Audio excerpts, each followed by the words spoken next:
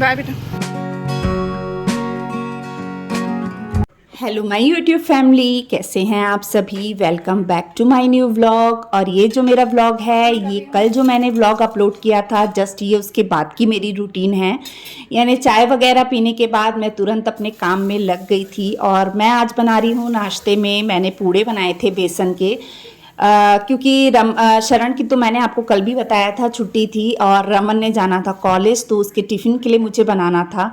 तो फिर ऐसा होता है ना कि बच्चे जब टिफ़िन लेके जाते हैं तो लगता है कि रोज़ रोज़ पराठे क्या ही डालें, तो कुछ अलग बना देते हैं। तो इस वजह से ना फिर मैंने बेसन के पूड़े बना दिए थे। और ये सब चीज़ें क्या बच्चे खुश होकर खा लेते हैं, जैसे सॉस डाल दो ना साथ में, तो उसके साथ बच्चे खुश होकर खा लेते हैं। तो बस यहाँ पर ना मैंने 2 तवे रख लिए थे क्योंकि टिफ़िन तैयार करना रहता है, उसी बीच में डैडी जी और मेरे हस्बैंड को कंपनी जाना रहता है।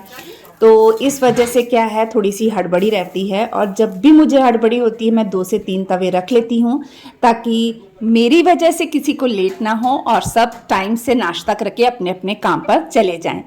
तो बस यहाँ पर मैंने पूड़े बनाए हैं। और पूड़े मैंने कई बार आपके साथ शेयर की है इसकी रेसिपी।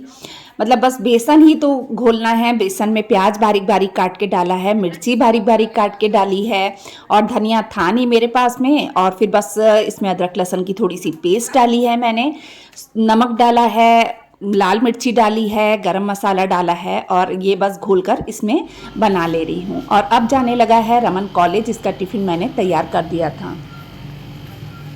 बाय बेटा। बाय। अंदर आते ही मैंने डैडी जी और मेरे हस्बैंड को भी नाश्ता दे दिया था। तो बस पूड़े थे और साथ में सॉस थी और चाय थी। तो बस ये सब हो गया। उसके बाद मैंने दिन भर में कुछ भी शूट नहीं किया। रमन के कॉलेज जाने के बाद ना फिर मेरा कुछ हुआ ही नहीं ज़्यादा कुछ शूट करने का मन। क्योंकि मेरी जो बड़ी सिस्टर हैं उनके फादर इन लॉ की डेथ हो गई थी।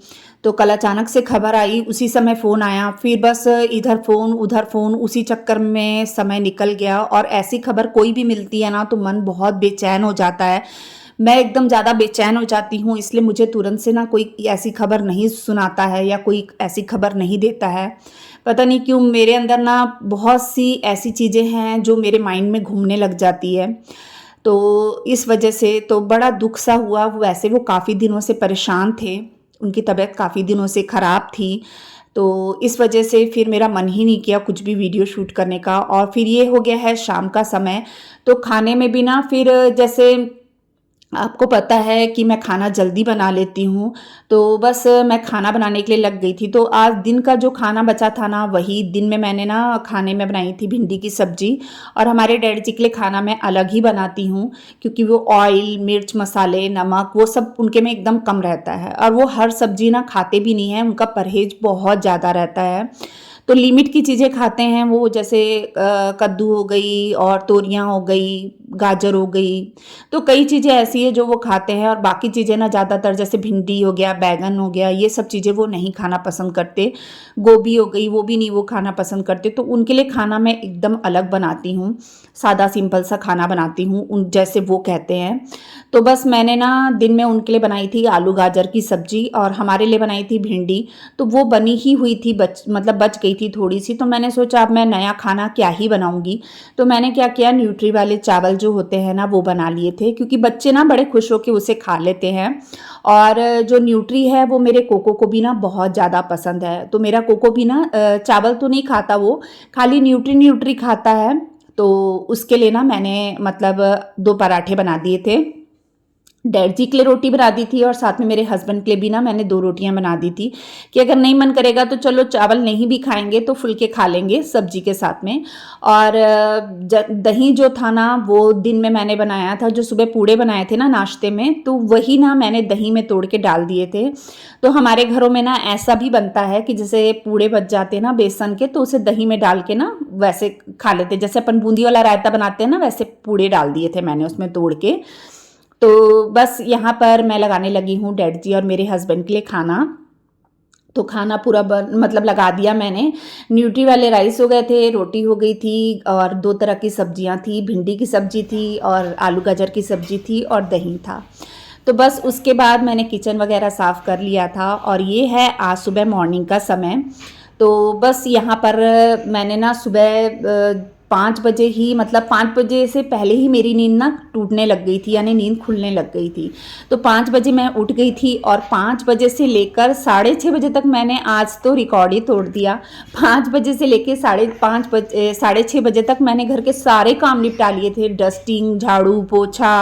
और जैसे रात को बच्चे दूध वगैरह पीते हैं तो 2-4 ग्लास पड़े थे, वो भी मैंने धो लिए। कपड़े भी धो लिए। कपड़े में मतलब बेडशीट तो आप देख ही रहे हैं, एक दिन गिल्ले पहले मैंने कपड़े। धोई नहीं थी, निकाल ज़रूर दी थी। फिर आज ना मैंने हॉल की बेडशीट भी निकाल ली, वो भी गंदी लग रही थी, मैंने सोचा चलो उसे भी मैं धो देती हूँ। तो 3 बेडशीट हो गई थी, वो धोई। ज़्यादा कपड़े नहीं थे, पर अब ना मतलब हाथ में जैसे दर्द रहती है ना, तो मैंने सोचा रोज़ रोज़ क्या ही, मतलब 1-1 2-2 दिन रख के कपड़े धोने से अच्छा रोज़ रोज़ धो लो, तो कम कपड़े निकलेंगे, संभालने में भी आसानी होगी और प्रेस करने में भी आसानी होगी। तो कुछ कपड़े गीले थे, वो मैंने ना बाहर मतलब उसे दूसरे हिस्से में ना पलट दिया था, गीले वाले हिस्से को ऊपर कर दिया था ताकि वो भी सूख जाएं। कपड़े तय करने के लिए अंदर ले आई थी और इसके साथ में ना मैंने चढ़ा दी थी दाल।